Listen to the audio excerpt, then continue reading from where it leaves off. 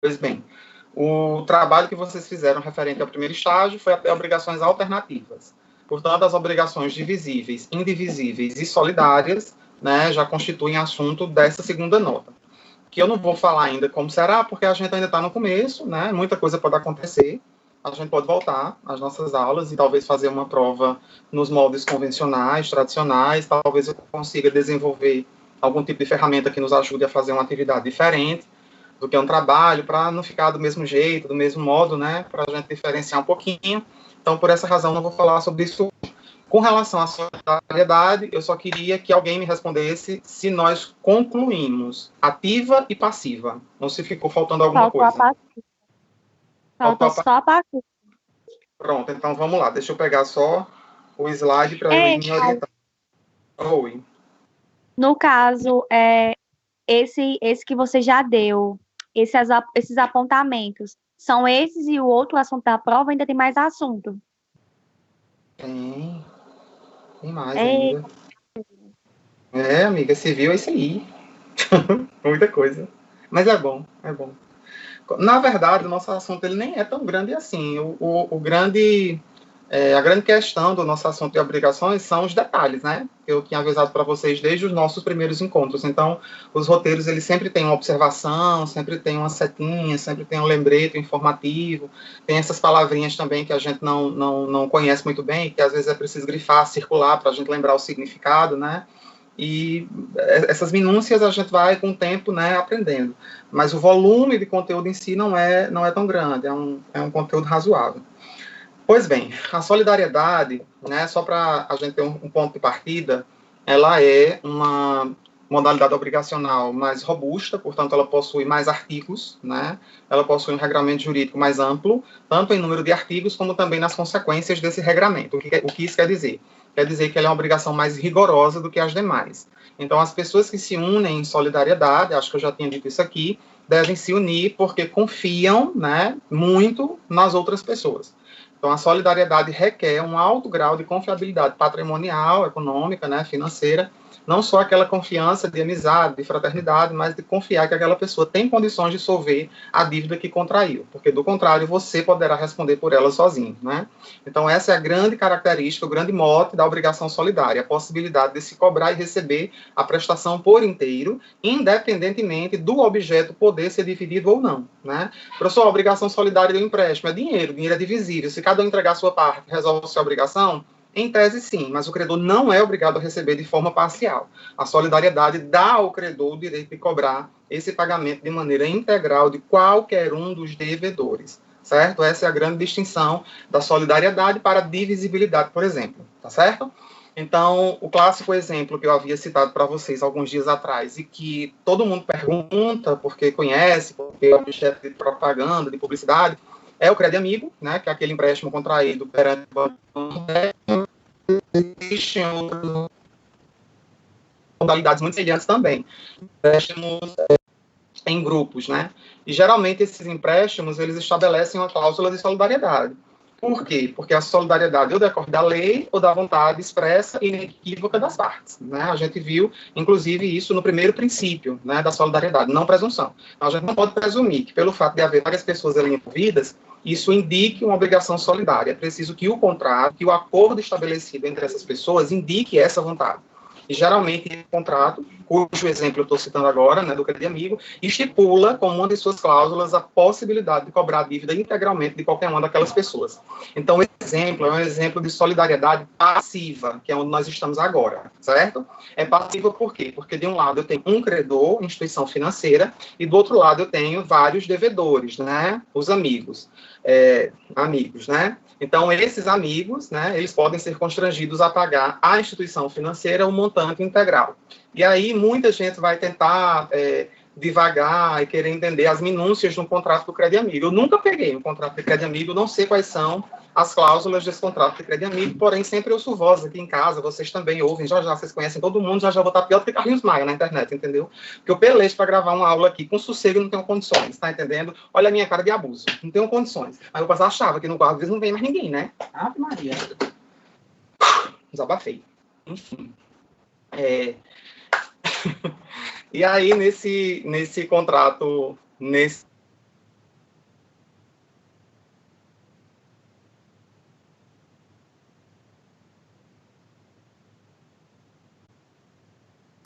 do Crédito Amigo e tal, porque eu ouvi falar, porque fulano da minha rua fez, e tinha um carnezinho, e pagava todo mês, e fulano era o responsável por arrecadar esse carnezinho e tal. Eu não sei exatamente como funciona. Mas, se uma pessoa ficar inadimplente, por exemplo, né, não for lá e pagar no banco a sua prestação mensal, então o banco ele pode entrar com ação de cobrança contra qualquer uma das pessoas daquele grupo, né? Então, isso é obrigação solidária, a possibilidade de você exigir de forma judicial, né, através de uma ação de cobrança, as outras pessoas... Repete o quê? Eu não consigo acompanhar esse fórum. Repetir o conteúdo do segundo estágio. Tá. Segundo estágio... Estão reclamando porque a imagem está muito granulada. Tá toda borrada. É a internet. Inferno. E agora? Mas dá pelo menos para ouvir? A fala tá bem. Não, a fala dá para ouvir perfeitamente. É só questão de imagem só. Eu tô gravando. Bom, pelo menos você se poupam da feiura, tá ótimo. Tá bom? Será que é porque eu me mexo demais? Não sei, mas se a fala interrompe... A minha tá péssima. Um rapaz desse que hoje ia ser meio complicado. Mas enfim, pra gente não ficar tanto tempo sem se ver, né? Aí eu resolvi, ao menos, terminar o conteúdo de solidariedade, né? Depois a gente entra no próximo. Em se tratando das obrigações solidárias passivas, né? Que inclui-se as obrigações do Crédito Amigo, né? Nós temos a presença de um credor e vários devedores, tá certo? Por isso que ela é solidária passiva. A ativa é o contrário. São vários credores e apenas um devedor. Tanto é que a ativa, ela não é muito frequente, ela não é muito recorrente aqui no Brasil, né? O direito brasileiro, ele não aponta muitos casos de solidariedade ativa, porque os autores entendem que ela é uma medida mais burocrática para o credor e que, por essa razão, não satisfaz os interesses de crédito. Mas é possível acontecer. A lógica qual é? Qualquer um dos credores pode cobrar do único devedor a dívida toda, fica com dinheiro, mas repassa para os outros a sua cota. E essa é a mesma lógica repassada para os devedores solidários. Então, se um só credor cobra de um dos devedores a dívida toda, esse credor ele sai da relação e, no lugar dele, subroga-se, né, no lugar dele, assume aquele devedor que pagou integralmente. Então, esse devedor que pagou todo se volta contra os demais através de uma ação regressiva para que eles possam, né, contribuir com as suas devidas cotas, tá certo? Então, a solidariedade consiste nessa oferta integral, mas a relação entre os devedores, entre si, né, ela vai ser repartida, até porque todos eles devem experimentar do prejuízo, né? Todos eles devem experimentar do ônus de ter que pagar, e não somente um, tá certo? E aí a gente começa esse diálogo da solidariedade passiva justamente no artigo 275, que diz: o credor tem direito a exigir a receber de um ou de alguns dos devedores parcial ou totalmente a dívida comum, primeira parte, né? Esse artigo diz que o credor tem o dever, não, diz que o credor tem o direito. Então é importante que a gente... O que exatamente? Repetir o que exatamente? Quando você terminar esse assunto, você repete quais são os assuntos dessa prova. Sim, desculpa. Alternativas, divisíveis e indivisíveis, solidárias, que é o que a gente está terminando hoje, e o que eu já postei no sistema chamado outras modalidades obrigacionais. Então, depois dessa aula, a gente só precisa de mais uma aula para terminar o assunto do segundo estágio. Porque o restante a gente já viu. Certo? A alternativa vai cair nessa prova de agora? Não. A alternativa foi no primeiro estágio. Divisíveis, é porque eu contei errado. Divisíveis, indivisíveis, solidárias e outras modalidades obrigacionais. Aí essas outras modalidades são aqueles outros apontamentos que você enviou, né? Isso, exatamente. Aí a gente termina aí, tá bom? Gente, eu estava fazendo a leitura, eu estou acompanhando aqui pelo slide de vocês, certo? Eu não sei se a Luiz vai deixar, eu estou aqui nesse slide, solidariedade passiva, artigo 275. Eu estou fazendo o acompanhamento através de material, porque possa ser que vocês estejam com ele aí pelo celular, na mão, impresso, então fica mais fácil da gente... Oi, minha filha, boa noite. Oi, meu querido, boa noite. Tudo bom? Tudo jóia, eu cheguei atrasado, porque hoje não deu tempo não, ser pontual não, viu? Tá bom, quinta-feira tem live. Ligado, hein? Quinta-feira tem live. Gente, voltando. Esse artigo 275 diz o seguinte: o credor tem direito a exigir e receber total ou parcialmente, aliás, de um ou de alguns dos devedores, total ou parcialmente a dívida comum, certo? Então, primeiro, o artigo se refere à existência de um credor e de vários devedores. Depois, o artigo diz que este credor tem o direito e não o dever. O que é que isso quer dizer e por que é que isso faz diferença? Porque o credor, ele pode aceitar receber uma parte da dívida. Professor, calma, embaralhou tudo, mas solidariedade não tem que pagar a dívida integral? Tem. Mas o credor, somente o credor, ele pode aceitar receber uma parte. O devedor, ele não pode obrigar o credor a receber parcialmente. Mas se o credor quiser receber uma parte, ele pode. Percebam a seguinte situação. Eu sempre costumo dizer aos meus alunos que a obrigação solidária para o credor, ela é um direito, e para o devedor, ela é um dever, certo? Imagine, Rafael, Efigênia e Tiago são meus devedores solidários pela quantia de 30 mil reais. E aí eu vou ingressar com ação de cobrança contra a Efigênia. A Efigênia chega, arrecada-se o patrimônio de Efigênia, e a Efigênia tem R$ 29.997. Aí eu olho para a Efigênia, morrendo de precisar desse dinheiro, eu digo, não, eu só aceito receber o todo. Então, isso engessaria muito a vida do credor. Quer dizer, por conta de R$ 3, né, por conta de R$ 2, por conta de centavos, né? Então, isso engessaria muito o credor se ele só pudesse receber por inteiro. Então, ele pode também aceitar receber uma parte, ele pode aceitar receber apenas a metade, ele pode aceitar receber um terço da dívida, ele pode... Cabe a ele. Se eu, por exemplo, tiver que nem Griselda ganhado na loteria, pode dizer, não quero não, faço questão pelos meus R$ 3. Não quero receber desse jeito, não quero de pedaço, quero todo, entendeu? Agora, na realidade, não é exatamente assim que funciona, porque geralmente as pessoas aceitam receber parcialmente se estiverem precisando do dinheiro, né? Então, o credor, ele pode exigir a dívida integralmente, tá certo? Geralmente se exige integralmente, né? Os bancos que nos digam isso, né? Então, geralmente se faz essa ação de cobrança de maneira integral. Mas aí a gente vai avaliar o patrimônio das pessoas e ver o que é que elas têm para oferecer. Esse credor, ele também pode agir contra um ou contra alguns dos devedores. O que isso quer dizer? Que ele pode entrar com ação de cobrança contra um, contra alguns ou contra todos. Professor, repete tudo, recapitula. Eu, sendo credor de uma obrigação solidária, onde eu tenho vários devedores, eu posso entrar com ação de cobrança somente contra um? Posso. Eu posso entrar contra dois? Posso. E eu posso entrar contra todos ao mesmo tempo, colocar todos como réus nessa ação de cobrança? Posso.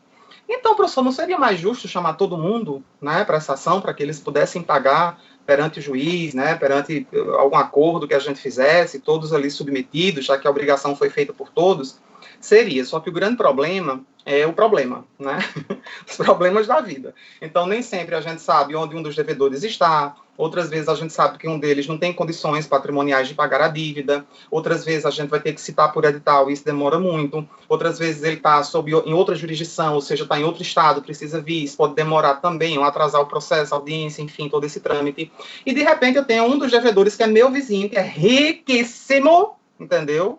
Finíssimo, que tem condições de me pagar a dívida toda, e aí eu tenho essa opção de entrar com ação exclusivamente contra ele, tá certo? Então, o artigo 275 permite essa possibilidade. Repetindo, claro, que aquele devedor que oferta o pagamento todo cobra dos outros as suas respectivas cotas, tá certo? Cobra dos demais devedores as suas partes. Então, não quer dizer que em uma dívida solidária somente um devedor vai ficar mais empobrecido. Não. O devedor ele vai ter o encargo de pagar o todo, mas depois ele vai fatiar, né, esse prejuízo ou esse ônus, esse encargo, né, com os demais devedores. Tá certo?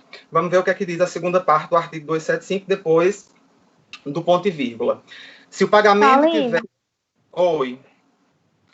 Então, no caso, vamos dizer assim, que são 3 pessoas devendo cada uma R$ 50, no caso, ao todo 150. Não, aí, no caso... Cada um... 90, que é 3 por 3 que dá 30. 30? Para facilitar a conta. Vamos dizer assim, pronto, cada um está devendo uma quantia, certo, né? Porque não é divisível. Uhum. Pronto.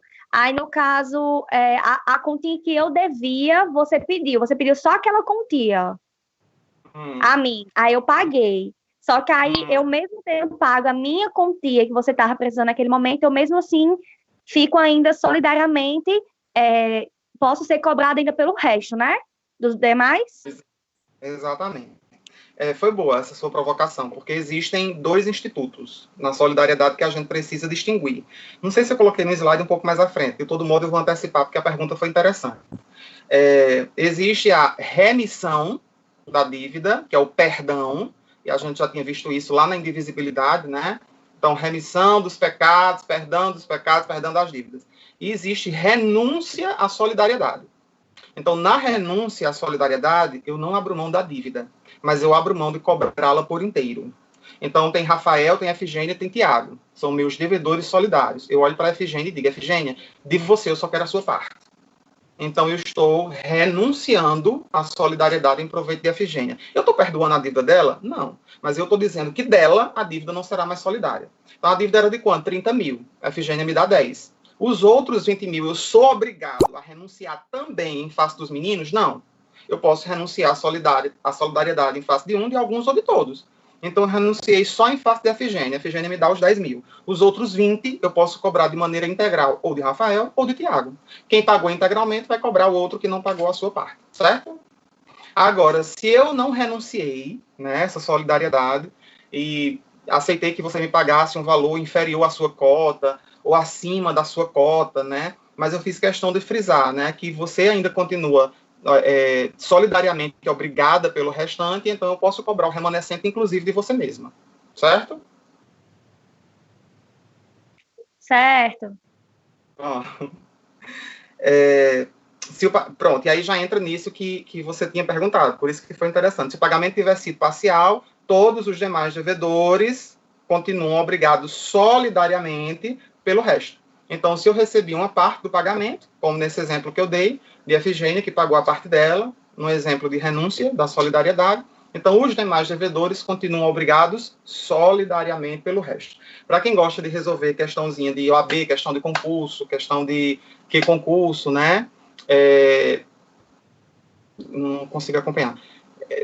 Esse nomezinho, solidariamente obrigados pelo resto, muda todo o sentido da frase, certo? Então, os demais, eles continuam solidariamente obrigados pelo resto, ok? Então, o fato de eu ter renunciado para a Efigênia não me obriga a renunciar à solidariedade dos demais também, certo?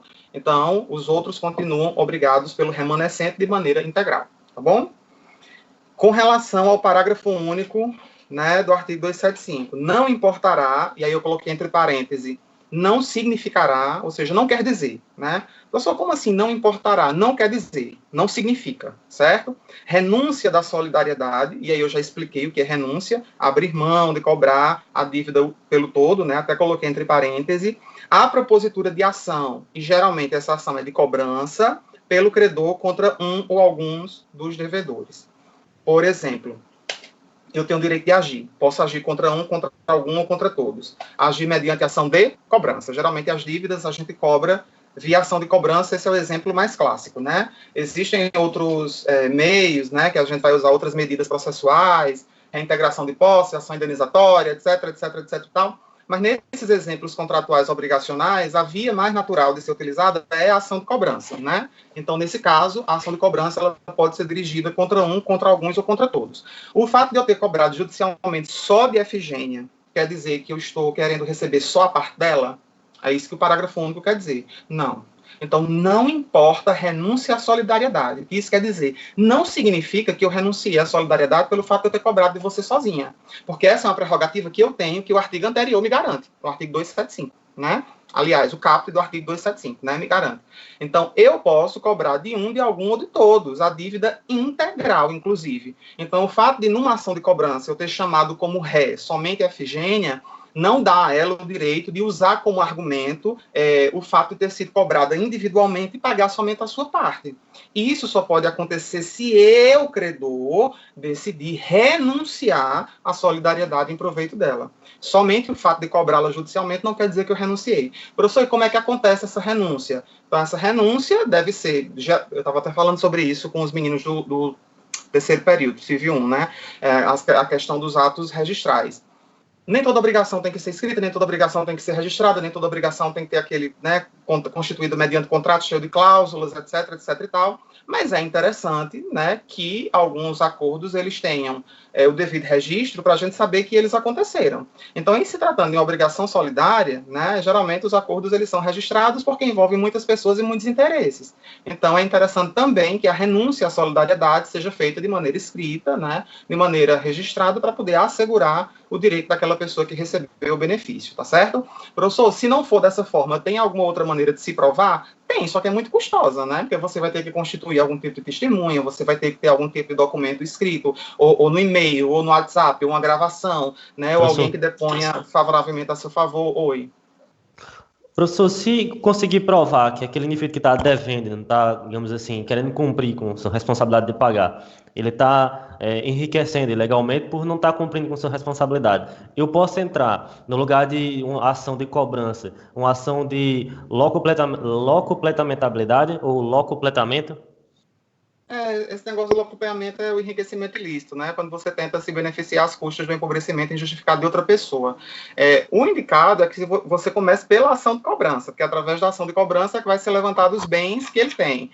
Se for levantado que ele não tem nenhum bem, né? E se você conseguir provar que de maneira ilícita e fraudulenta ele transferiu esses bens para outra pessoa somente para não correr o risco de ter que pagar aquela dívida, aí você pode entrar com essa ação indenizatória justificando a fraude contra credores, né? Então, eu sou um credor, eu tenho interesse em receber aquela dívida, aquele débito, e essa pessoa, ao invés de me pagar, acabou transferindo os bens que tinha, acabou transferindo as riquezas que tinha, o patrimônio que tinha para o nome de outras pessoas para se esquivar de uma possível ação de cobrança. Mas penso que o procedimento primeiro seja a ação de cobrança e depois a comprovação de que essa pessoa, agindo de má fé, transferiu os bens para o nome de outra. Ok, obrigado, professor. Nada. Em se tratando do artigo 276, né? Se um dos devedores solidários falecer deixando herdeiros, a gente aplica a mesma lógica que a gente viu na solidariedade ativa, né? A gente viu um artigo semelhante, se um dos credores solidários falecer deixando herdeiros, né? No caso aqui, a pessoa não vai deixar crédito, a pessoa vai deixar uma dívida. E a gente não herda dívida de ninguém, né? A dívida recai sobre o patrimônio que foi deixado pela pessoa. Então, se o meu pai, sempre dou exemplo, meu pai porque ele já é falecido. Então, se o meu pai deixou determinada dívida solidária, mas não deixou nenhum bem, meu pai não tinha nada, né? Imaginemos que já era eu que o sustentava, já era eu que o provia, né? Então, não recairá sobre mim o pagamento dessa dívida. Mas imaginemos que ele tenha, sim, deixado alguns bens, terrenos, propriedades, automóvel, casa, imóveis, apartamentos, etc. e tal. Então, serão esses bens que responderão pelas dívidas que ele contraiu e que deixou após a morte, né? Então, essa é a lógica que permeia todo o direito civil, não só o direito das obrigações. O artigo 276 diz o seguinte: se um dos devedores solidários falecer deixando herdeiros, estamos na solidariedade passiva, então são vários devedores solidários e um só morre, né? Nenhum desses herdeiros do devedor será obrigado a pagar, senão a cota correspondente ao seu quinhão hereditário. Vamos até aí, depois tem uma ressalva, né? A ressalva é, salvo se a obrigação for indivisível, né? Então vamos compreender isso. Se um dos devedores solidários falecer deixando herdeiros, nenhum dos herdeiros será obrigado a pagar, senão a cota que corresponde ao seu quinhão de herança. Então, eu não posso pagar além das forças da minha herança, né? Meu pai, João e José eram devedores solidários de Maria, meu pai morreu. E eles eram devedores do valor de 30 mil reais. Então, qual seria a cota que meu pai deveria pagar? Se Maria cobrou de José a dívida toda, vamos imaginar. Então, José entra com a ação regressiva, 10 mil contra o meu pai, 10 mil contra a outra pessoa, né? Assim? Pronto. Só que meu pai não deixou 10 mil de patrimônio. Juntando tudo que ele deixou, dá 1.500. Então, eu só vou pagar o que corresponde ao que me foi deixado como quinhão de herança. O que me foi deixado como quinhão de herança, parte na herança, R$1.500. Então, somente isso responderá pela dívida. Alguém abriu o microfone, tá um barulho? Então, somente o que me foi deixado de herança que responderá, né, por essa dívida. Eu, Júnior, não pagarei além das forças da herança que me foi deixada. Vírgula, salvo se a obrigação for indivisível. E aí, como é que a gente entende? Professor, quer dizer que uma obrigação ela pode ser solidária e pode ser indivisível ao mesmo tempo? Pode. E o que vai predominar? A solidariedade. A solidariedade é sempre mais rigorosa. A solidariedade ela é sempre predominante, certo? Então, imaginemos a seguinte questão. Efigênia Tiago e Rafael são meus devedores solidários de um animal, uma vaca. Mas, professor, mas essa obrigação não é indivisível? É. Se eu não disser nada no contrato, ela vai ser indivisível. Agora, se eu disser, eu quero estabelecer neste contrato uma obrigação solidária. Coloquei no contrato essa cláusula. Então, a obrigação vai ser o quê? Solidária. Porém, o bem é o quê? Indivisível. Percebam a complexidade, né? Então, vejam só. A única ressalva do herdeiro pagar, além das cotas da herança, é se o bem deixado for indivisível, o que implica na seguinte situação. Meu pai, João e José eram devedores de Maria de um cavalo. Meu pai morreu, o cavalo está comigo, né? Então, se o cavalo está comigo, nas minhas terras, na minha propriedade, eu tenho a posse do bem, mas esse cavalo, que é devido pelos 3 devedores, meu pai, José e João, a Maria, meu pai não devia o cavalo todo, né? Então, o que ele deixaria para mim seria o quê? Uma parte daquele bem. Mas como o bem não pode ser fatiado, eu não posso chegar para Maria e dizer, Maria, ó, tá aqui. A cabeça do animal foi a parte que meu pai deixou, o restante é meu. O restante é dos outros devedores. A minha parte eu estou pagando aqui, ó, a cabeça do animal. Eu não posso chegar para Maria e dizer, Maria, ó, a parte que meu pai deixou de herança é a pata do animal, tá aqui. O restante é dos outros devedores, eu vou entregar a eles. Não. Então, nesse caso, eu sou obrigado a fornecer o bem, porque esse bem é indivisível, né? Mesmo que ultrapasse aquilo que me foi deixado como herança, mas é um bem, é coisa certa, está lá designado no contrato e está comigo, né? E aí, depois, na via de regresso, eu cobro as cotas partes dos outros devedores juntos ao meu pai, tá certo? Nesses exemplos, eu estou citando sempre exemplo de herdeiro único, né? E aí, a segunda parte do artigo 276 diz o seguinte: mas todos os herdeiros reunidos serão considerados como um devedor solidário em relação aos demais devedores, né? No caso, não poderá vender o cavalo para pagar. Não, porque a pessoa que fez a obrigação, ela quer receber o cavalo e não dinheiro, né? Quem quer receber dinheiro faz a obrigação de empréstimo, né? Então, se eu faço a obrigação para receber um cavalo, uma joia, um pingente, um livro, eu quero receber o bem, né? Eu não quero receber dinheiro, certo? Agora, Paulino, essas prestações, no caso, quando for indivisível na solidária passiva, tanto na passiva quanto na ativa, é a exceção, né? É, exatamente.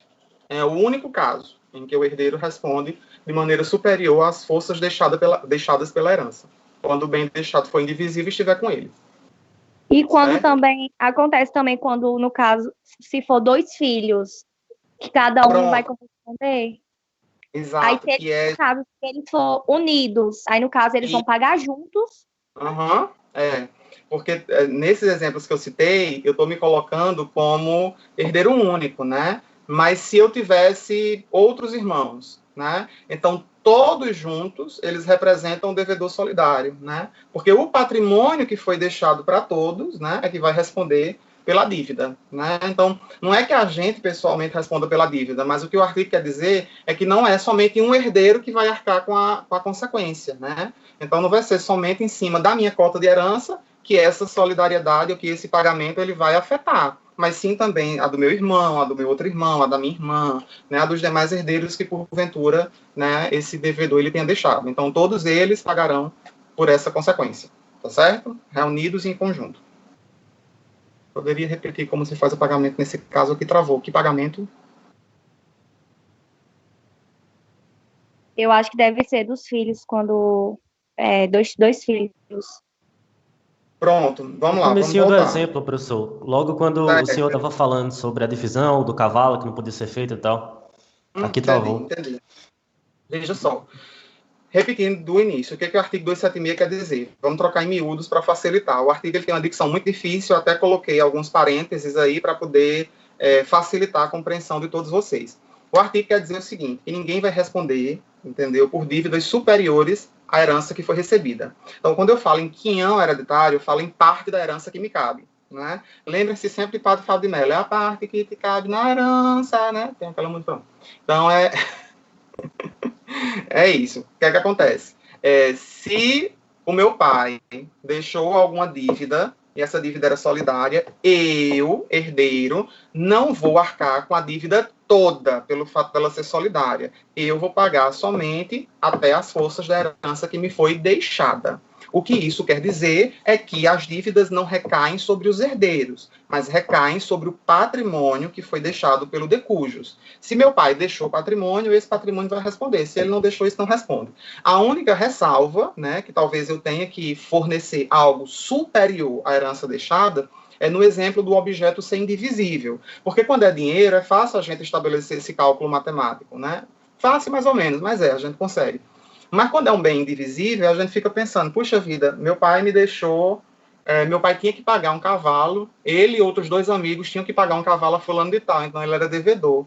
Então não só ele deve, os outros amigos devem também. E o cavalo está comigo. E agora, o que é que eu faço? Né? Então eu já sei, eu vou entregar a cabeça do cavalo para o credor do meu pai, né, já que meu pai me deixou uma parte desse animal, e o restante do animal eu dou aos outros para que cada um vai entregar a sua parte. E não é assim. Então, salvo obrigação indivisível, quer dizer o quê? Que se o bem for indivisível, eu, herdeiro, tenho que entregar ele de forma completa. Eu tenho que entregar ele de forma integral, tá certo? Professor, mas o senhor entregou um cavalo que está além daquilo que o pai do senhor deixou. Aí eu cobro dos outros coleguinhas dele lá, suas cotas partes, aí sim, em dinheiro. Porque Maria, que é a credora, pode usar e dizer, não, meu filho, eu não quero dinheiro de ninguém, não. Dinheiro eu já tenho, eu quero o cavalo. Né? Então, fiz a obrigação com seu pai do cavalo, eu sei que o cavalo está com você, portanto, me dê. Né? É verdade. Né? Pronto. O artigo 277... O artigo 277 vai dizer o seguinte: o pagamento parcial feito por um dos devedores e a remissão por ele, remissão quê? Perdão, né? É a remissão por ele obtida, não aproveitam os outros devedores, senão até a concorrência da quantia paga ou relevada. Quantia paga, né, aquela que foi recebida. Quantia relevada, né, é aquilo que eu relevei. Gente, releva, a Efigênia hoje está estressada, releva, né? Gente, releva atrás de Rafael. Rafael estava lá com as demandas para resolver, entendeu? Então, relevar significa deixar para lá, portanto, perdoar, né? Então, se eu perdoei Efigênia, eu não tenho a obrigação de perdoar os demais. Mas, cobrando aos demais, eu vou ter que fazer esse desconto, certo?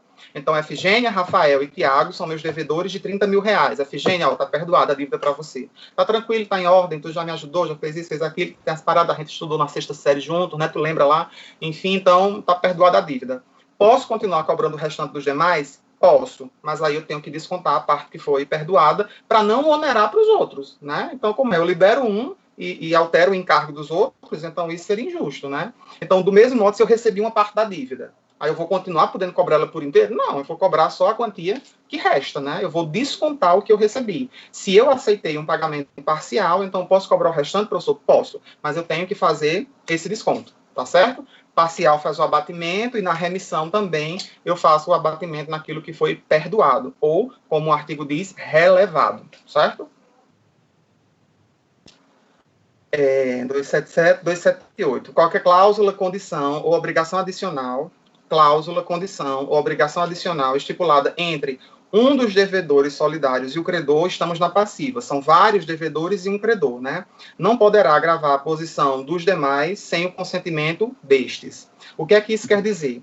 Que eu não posso negociar. Exemplo, Efigênia, Tiago e Rafael são meus devedores solidários, tá certo? Então, não posso negociar com a Efigênia uma cláusula ou alguma condição que agrave o contrato para os outros sem o consentimento deles.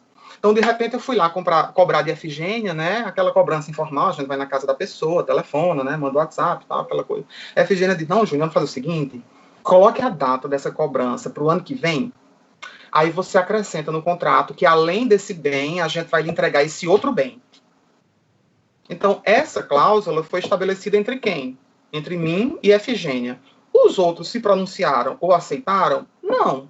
Então, nenhum tipo de cláusula pode afetar a posição dos outros sem que eles consintam, sem que eles permitam. Então, para haver esse tipo de negociação que gera uma cláusula acessória, que vai gerar algum tipo de multa diferente, que vai gerar um lugar diferente, que vai fazer com que você gaste mais para entregar aquele bem, isso não pode acontecer se não for a comunhão baixar a quantia de juros, se eu decidir retirar uma multa contratual, né, se eu decidir postergar o prazo, né, então isso aproveitaria os demais, mas é entendimento jurisprudencial. O código não fala, mas a jurisprudência entende dessa forma.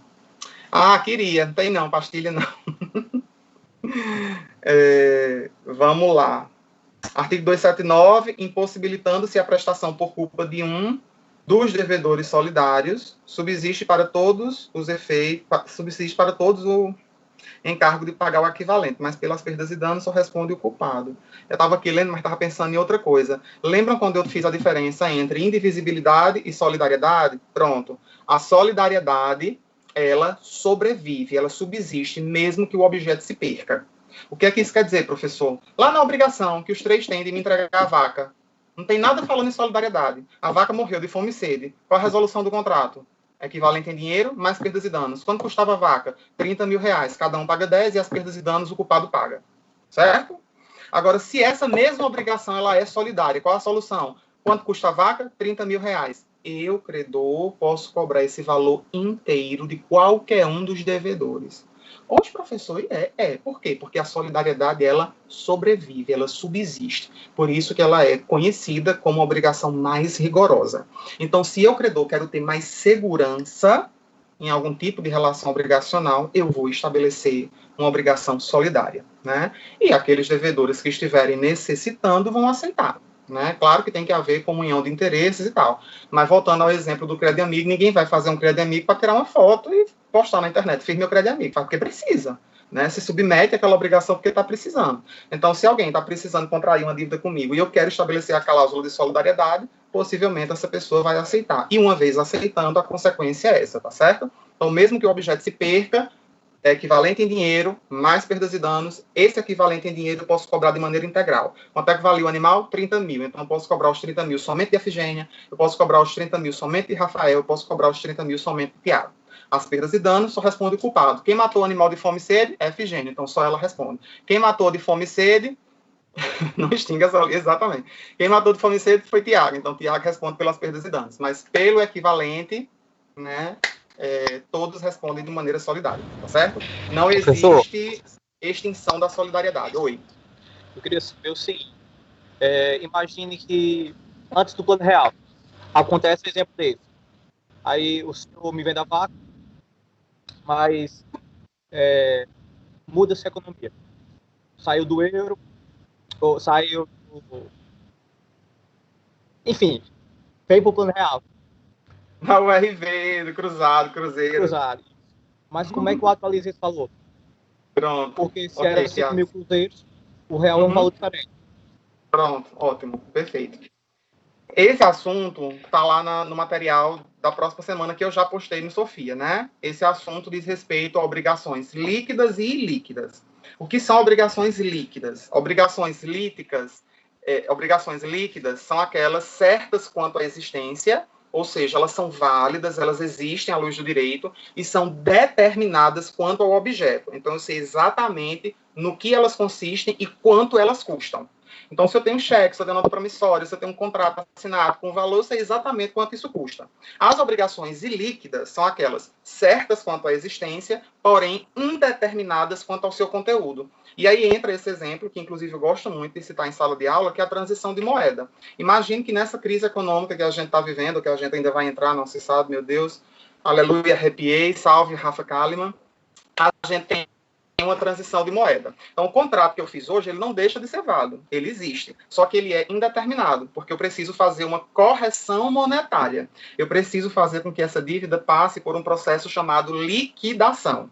E esse processo de liquidação é feito na justiça, né? Por isso que muitos servidores públicos, né, que tinham perdas salariais antes do plano real, aí tinha plano Brescia, plano Collor, né, tinham, enfim, demoraram muitos anos na justiça para poder reaver, né, determinados valores. Pessoas que trabalham e estagiam em escritório de advocacia sabem muito bem como isso funciona, né? Então é preciso contratar uma equipe, né, um contador, um auditor, né, para poder averiguar como esse valor estaria depois da transição de moeda, para somente a partir disso poder ser cobrada a dívida. O que isso quer dizer? Que as dívidas ilíquidas, né, elas não têm como ser pagas, porque a gente não consegue saber quanto elas custam, né? Então elas precisam passar em juízo por esse processo de liquidação, né?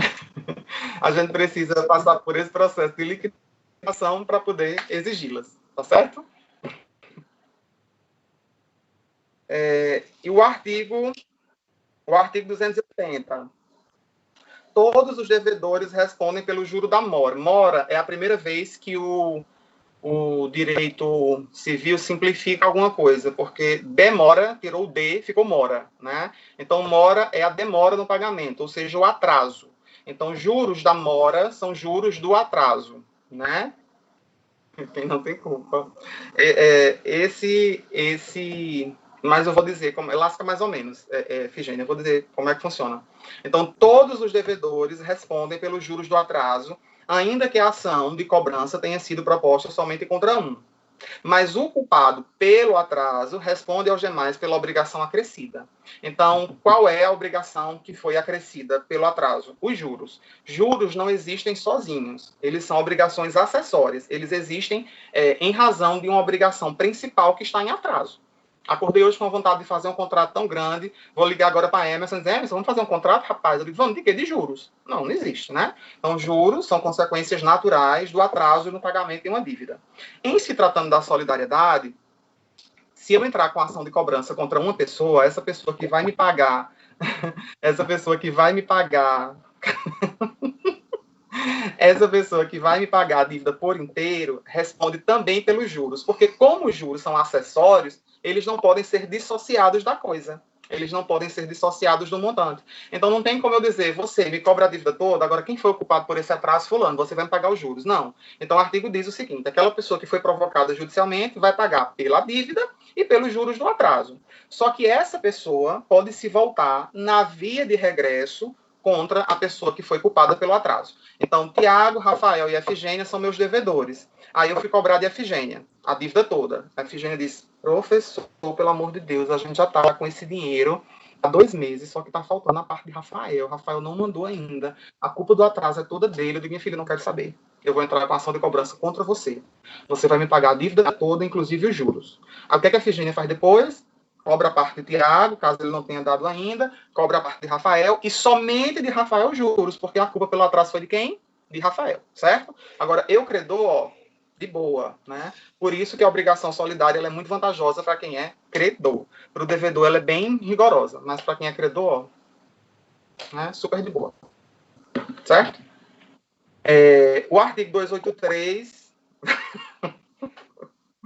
O artigo 283 diz, o devedor demandado, ou seja, o devedor que foi cobrado, pode opor ao credor às exceções. Exceções a gente já viu que significam defesas, né?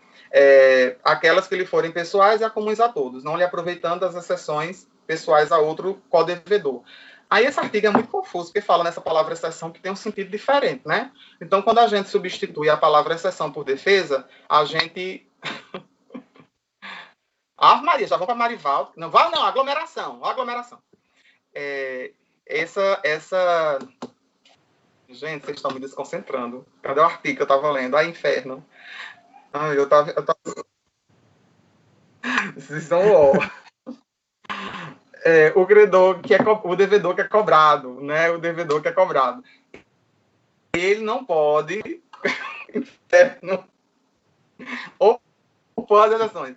Vejam bem, para cada ação que me é dirigida, onde eu sou réu, não vou nem ler mais, para cada ação que me é dirigida como réu, eu posso apresentar a minha contestação, né? Eu tenho direito ao contraditório e ampla defesa.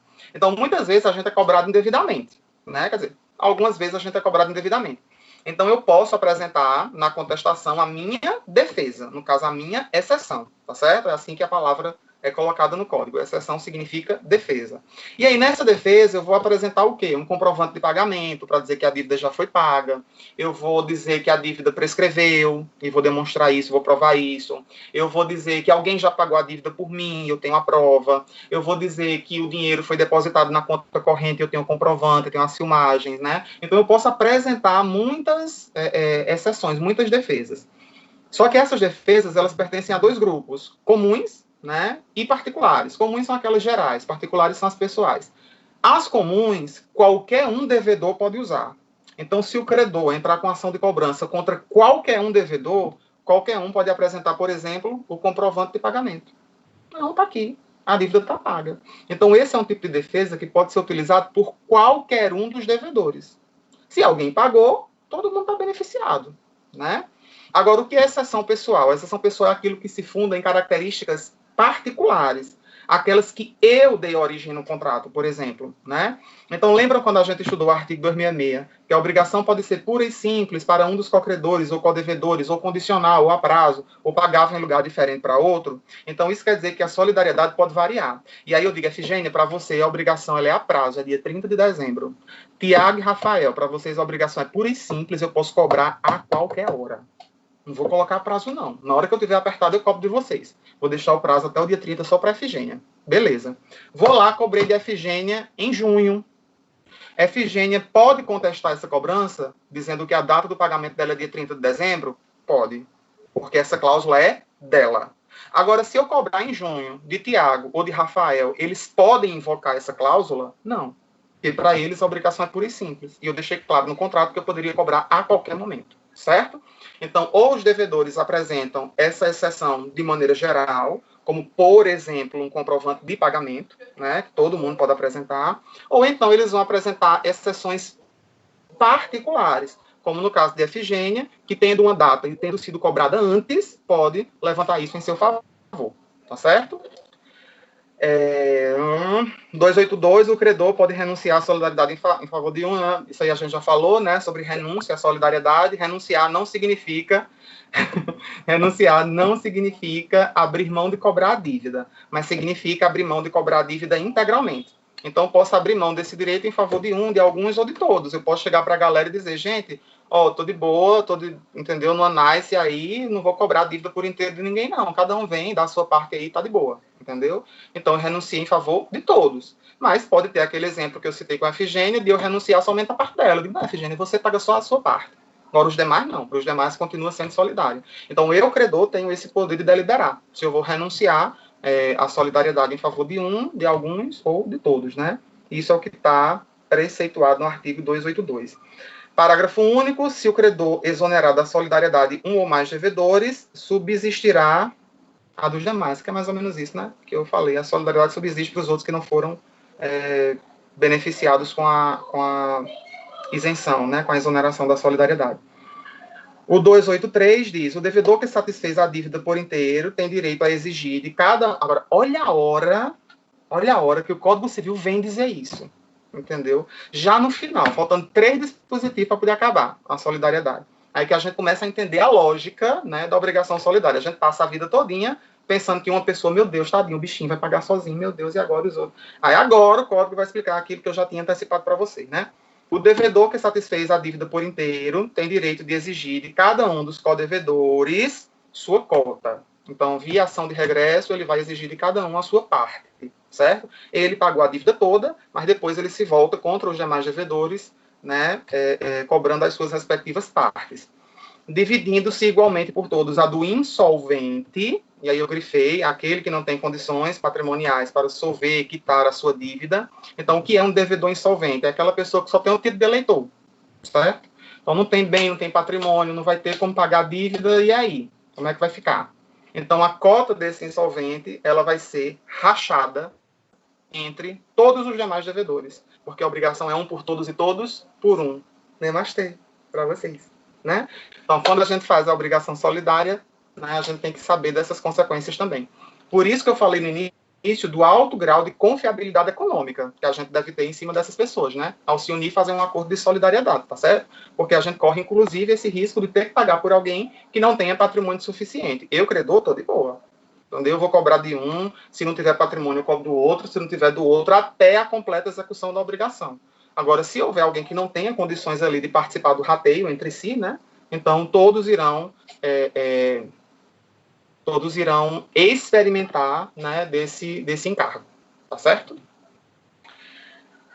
Depois, no caso do rateio, entre os codevedores contribuirão também os exonerados da solidariedade pelo credor, pela parte da obrigação que incumbia ao insolvente. Então, mesmo que eu tenha exonerado a Efigênia e dela tenha cobrado só a parte dela, quando for na hora desse rateio da cota do insolvente, ela também participa, ela retorna a obrigação e participa para que o prejuízo seja dividido entre todos os devedores solidários, tá certo?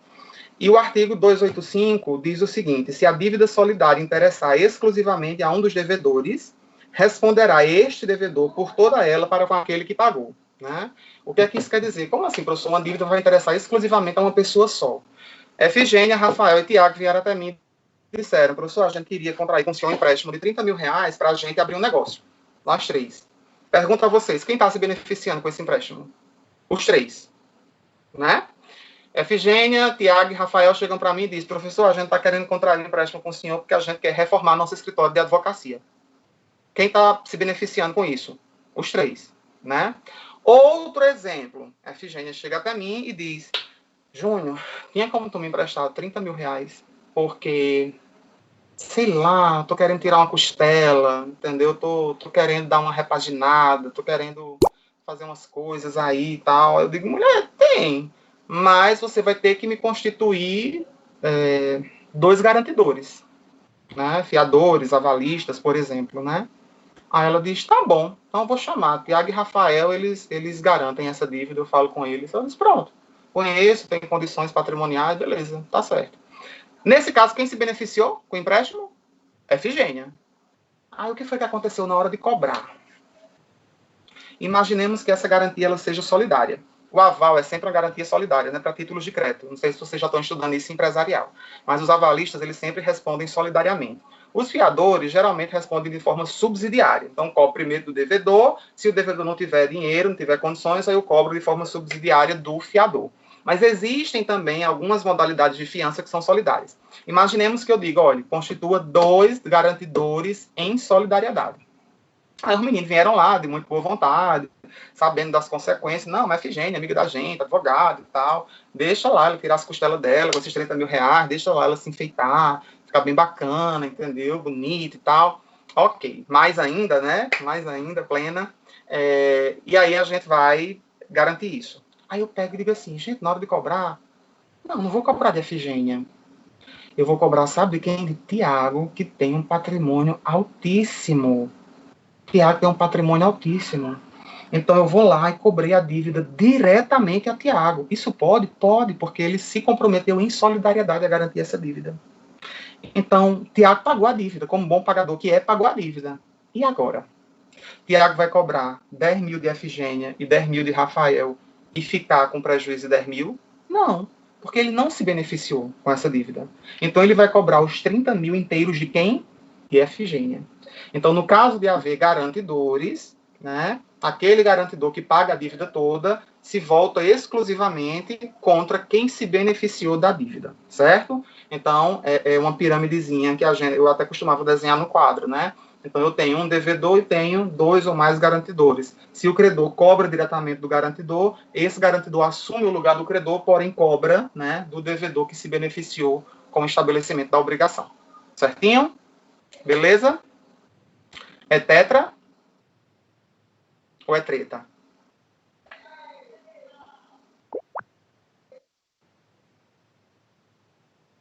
Pois é, gente, a live de Cleiton Godoy, já. Tô recebendo aqui no ponto que a gente foi... Oi? Produção? Ah. Oi. Tá, só um minuto. Oi. É meu ponto. Então, tá. Estão acabando de me dizer aqui que a gente bateu a final do BBB em audiência. Certo? Pessoal, alguma dúvida com relação à solidariedade? É tão bom encontrar com vocês. Tudo certinho? Pronto. Qualquer coisa que vocês tiverem de dúvida mais particular, podem me provocar pelo privado, certo? Se aparecer alguma coisa, mandar áudio e tal, não tem besteira com a gente não, viu? Desculpem essa cara de quarentena, mas para evitar que rolem aí memes infames, eu vou fazer uma posezinha, Efigênia, aí tu tira um printzinho pra gente guardar, né? Dos nossos encontros. Que eu tô a cara da quarentena mesmo. Me avisa quando eu puder respirar.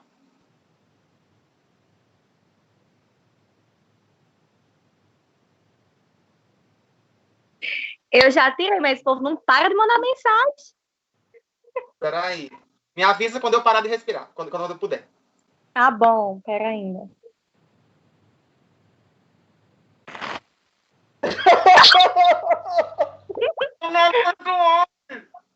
Ai. Pra você aguentar, sem respirar. Ai. Pronto. Gente, um cheiro, fiquem bem, se cuidem, por favor. Oi. Beijo, eu tava dizendo. Ah, tá. Se cuidem, por favor, se cuidem. Muita paz, fiquem em paz, façam coisas que aliviem o espírito, aliviem a cabeça de vocês. E a gente tá junto nesse barco, né? Vamos todos superar, se Deus quiser, esse momento. E a gente tem que, né, se unir. Quinta-feira, por favor, todo mundo na nossa live, minha e de Ivna. Interessantíssima, já postei lá no grupo, muita gente tá repostando. Eu quero a presença de todos vocês.